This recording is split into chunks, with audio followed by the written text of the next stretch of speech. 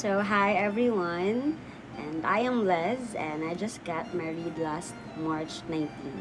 So, first of all, thank you po sa lahat ng naka-appreciate sa entry ko ng Just Fall in Love Again. So, ayun, from that video, may na-receive po tayong question from Eileen Oliva, kung tama po ang pronunciation ko. Sabi ni Eileen, kamusta po yung food? So, yung food po sa venue namin, kasama na po yun sa package, and food is really good. Nagtanong-tanong po kami sa mga guest namin, sa mga bisita namin, and nagustuhan po nila.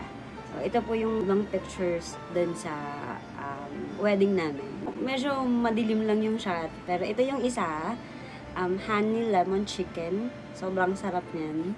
Ito yung isa pa.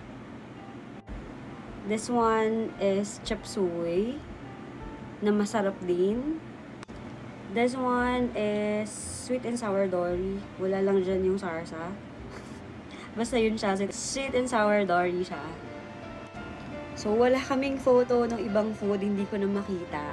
Pero, we also have beef salpicao. Sobrang sarap ng beef salpicao nila. And for dessert, we have mango tapioca. And for drinks, we have 4 seasons. So, wala na akong photo.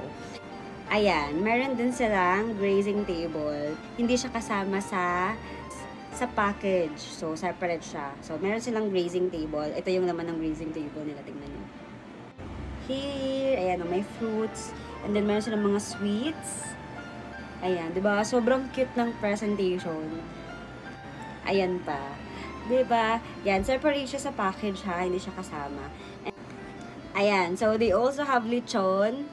Hindi rin to kasama sa package. Separate din yung payment nito.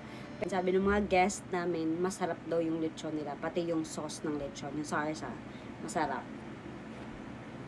Ayun, thank you so much po sa nagtanong. Sana po nasagot ko. Basta masarap po yung food nila. Sulit po. Thank you!